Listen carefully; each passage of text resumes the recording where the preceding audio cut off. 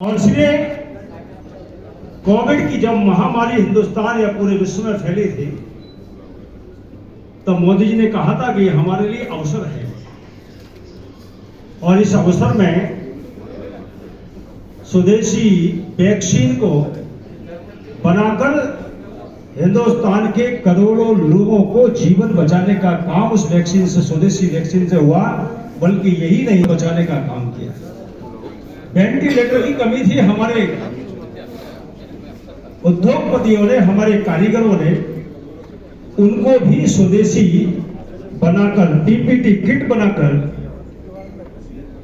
ये एक अपनी क्षमता, भारत की क्षमता क्या है इसका एक प्रदर्शन हमारे माननीय प्रधानमंत्री जी के नेतृत्व में हुआ था। स्वदेशी लड़ाकू विमान तेजस आज भारत का सम्मान बना हुआ है, भारत की पहचान बनी हुई है।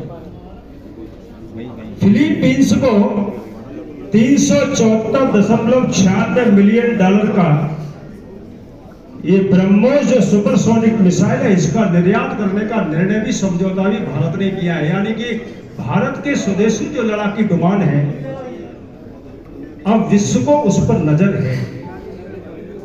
और इसलिए पूरे विश्व में कहीं ना कहीं, पूरे विश्व की मार्केट में भारत के रक्षा के जो यंत्र हैं उनकी मांग तेज गति से बढ़ी है। गांव-गांव में डिजिटल क्रांति, ये हमारी स्वदेशी एक पहचान बन गई है। सत्ताएं बहुत लोगों पर थी, लेकिन संयुक्त राष्ट्र संघ में दमदारी से बात करना और उसको स्वीकार कराना, ये नरेंद्र मोदी जी के नेतृत्व में कहीं हुआ है। आज विश्व में भारत का जो योग की पहचान है वो पूरे विश्व में मनाने का काम हो रहा है। और सभी धर्मों के लोग, सभी जातियों के लोग, और तो और समुद्र और हिमालय की चोटियों पर भी लोग, और हमारे -25 टेम्परेचर में भी सैनिक कहीं ना कहीं योग में, कहीं ना, जय जवान जय किसान का नारा पूर्व प्रधानमंत्री लाल बहादुर शास्त्री जी ने दिया था। इसके पीछे उनका भाव था कि हमारे देश का जो अन्नदाता है, किसान है, ये आत्मनिर्भर बने और आत्मनिर्भर बनकर ये किसान अपने परिश्रम से जो आर्थिक उनका पहचान है उसमें भी उन्होंने आत्मनिर्भरता पर, स्वावलंबन पर और स्वदेशी पर जोर दिया। महात्मा गांधी ने भी दिया। और इसलिए मेक इन इंडिया अब केवल भारत की पहचान नहीं है, बल्कि मेक फॉर द वर्ल्ड, ये कहीं ना कहीं मेक इन इंडिया की पहचान पूरे विश्व में बनती चली जा रही है। बहनों भाइयों, एक साथ 2017 ये ऐतिहासिक दिन था। GST 2 की, वन नेशन वन टैक्स की एक परिकल्पना जो साकार हुई थी, पूरे हिंदुस्तान के जिन राज्यों के भी CM है, अन्य जो अधिकारी है, यानी कि टीम स्पिरिट के साथ, टीम वर्क के साथ दिल्ली में बैठकर तय किया कि हमको आखिर करना क्या चाहिए। तो एक समय कांग्रेस की जब सरकारें होती थी तो प्रत्यक्ष और अप्रत्यक्ष कर इतने होते थे कि लोगों को पता ही नहीं रहता। ऐसे लगभग 18 से 22 टैक्सेस जो लोगों को पता ही नहीं रहते थे, जेब से चले जाते थे, उनको सबको समाप्त किया, एक टैक्स के दायरे में लाए। फिर अभी जो बैठक हुई उसमें फिर तय किया कि इन 4 स्लैब है, इनको भी कहीं ना कहीं कम किया जाए। और इसलिए प्रधानमंत्री जी ने किसान हित में, महिलाओं के हित में, मध्यम वर्ग के हित में, गरीबों के हित में, इन सबके हितों को, व्यापारियों को हितों को ध्यान में रखते हुए छोटे लघु उद्योगों को सशक्त 22/9/25 को, और मोदी जी ने टैक्स की दरों को लाल किले से भाषण के द्वारा जो कहा गया था उसके अनुसार 2 स्लैब में लाकर खड़ा कर दिया, 2 स्लैब को खत्म कर दिया। मुझे लगता है आप सब बैठे होंगे जहां भी आपका संपर्क होता होगा चेहरे पे खुशी है। मैंने भी इलेक्ट्रॉनिक प्रिंट मीडिया के पर डे समाचार देखता हूं, अखबार भी डेली पढ़ता हूं। एक खुशी है कि माननीय प्रधानमंत्री जी ने बहुत बड़ा निर्णय ये जीएसटी के माध्यम, लगभग पहले के जो तो टैक्स लगते थे उनमें मैं आपको जानकारी है, लेकिन फिर भी आपके संज्ञान में लाने के लिए बता रहा हूं। एक आम आदमी इन चीजों को उपयोग करता है, हेयर ऑयल, शैम्पू, टूथपेस्ट, साबुन, टूथब्रश, शेविंग क्रीम 18 से सीधा 5% यानी कि 13% कम किया है। मक्खन, घी, चीज एवं डेयरी के उत्पाद है 12 से सीधा 7% करके 5% किया है, यानी कि किसान का उत्पादन भी इससे बढ़ेगा, उसकी लागत कम होगी। ट्रैक्टर, टायर, पुर्जे, ट्रैक्टर, कीटनाशक, सूक्ष्म शोषक जो तत्व, ड्रिप सिंचाई, स्प्रिंकलर, कृषि बागवानी, वन संबंधित मशीन, यानी कि एक बड़ा पैकेज किसान को भी दिया है। एक ट्रैक्टर पर आज लगभग एक किसान को 60,000 से लेकर 1,000 रुपए तक का बचत का कहीं ना कहीं इस टैक्स में एक छूट मिली है।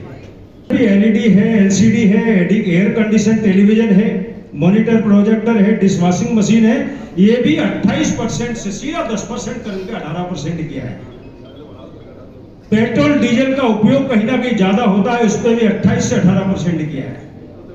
28 से सीधा 10% कम किया है। और केवल प्रधानमंत्री जी ने यही विचार नहीं किया, तो स्वाभाविक है आम आदमी कहीं ना कहीं कभी कभी बीमारी से ग्रस्त भी होता है, स्वास्थ्य भी खराब होता है।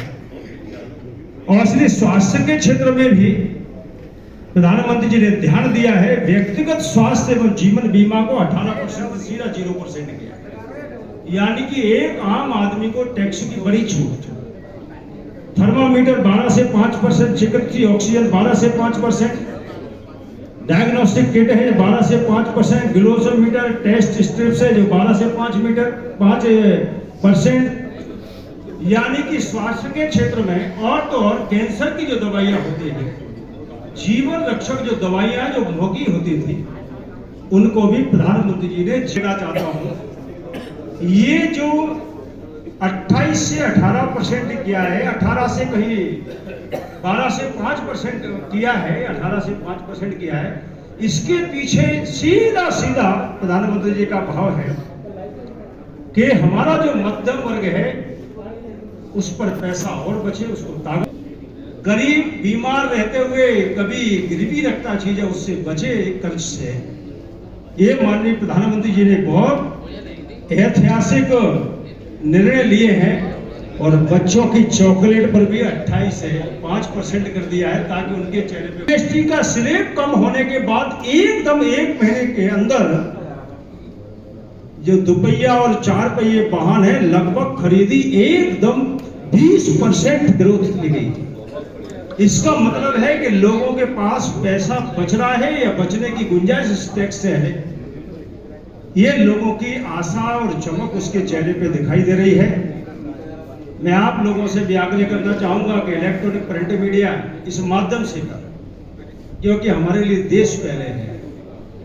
इजराइल का एक एक आदमी जब 3 साल सेना में भर्ती होकर देश के लिए जीता है, हम सब इस देश के रहने वाले हैं और हमारे माध्यम से आम जनता तक ये चीजें पहुंच सकती हैं। आपको भी कहीं लगता है कि कोई चीज आपको दिखती है, मिलती है, तो मुझे लगता है आपके माध्यम से ये बात आम जनता तक पहुंचेगी। और हम लोग भी सजग हैं, हम लोग भी गांव-गांव में संपर्क कर रहे हैं, हम लोग भी चौपालों में जा रहे हैं। आम आदमी को टैक्सेस कम हुए, ये लाभ आपको मिलना चाहिए। ये कहीं ना कहीं पार्टी के माध्यम से हम लोग भी नीचे तक पहुंचने का काम कर रहे हैं। नंबर किसान, महिला, गरीब या स्वास्थ्य जिनका खराब है, इस पर कोई टैक्स नरेंद्र मोदी की सरकार ने नहीं बढ़ाया है।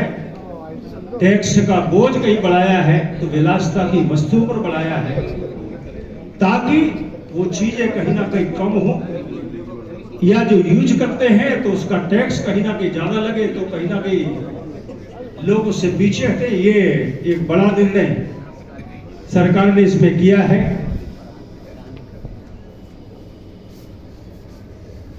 मैं आप लोगों से एक आग्रह जरूर करना चाहता हूं फिर से, कि आप भी अपने जीवन में जो आवश्यकता है, जहां बहुत जरूरी है कि नहीं हमको बीमारी के समय कोई बाहरी इंजेक्शन की आवश्यकता ही, वो अलग विषय है। प्रधानमंत्री ने भी कहा है कि जो आवश्यक नहीं है ऐसी सब चीजों को भारत के नागरिकों को स्वदेशी के प्रति अपना व्यवहार ज्यादा से ज्यादा कैसे बने, क्योंकि स्वदेशी अपनाएंगे तो भारत आत्मनिर्भर बनता चला जाएगा।